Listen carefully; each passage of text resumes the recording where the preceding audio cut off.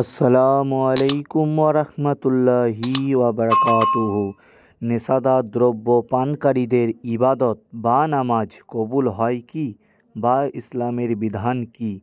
আব্দুল্লাহ বিন আমর রাদিয়াল্লাহু তাআলা আনহু হতে বর্ণিত, রাসূলুল্লাহ সাল্লাল্লাহু তাআলা আলাইহি ওয়াসাল্লাম বলেছেন, যে ব্যক্তি শরাব পান করে এবং মাতাল হয় 40 দিন পর্যন্ত তার নামাজ কবুল হয় না।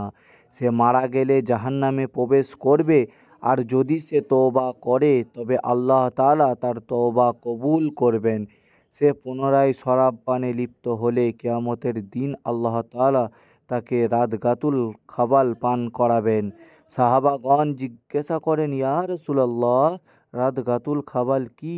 তিনি বলেন, জাহান্নামীদের দেহ থেকে নির্গত পুজ ও রক্ত। ইবনু মাজাহ, হাদিস নাম্বার 3377।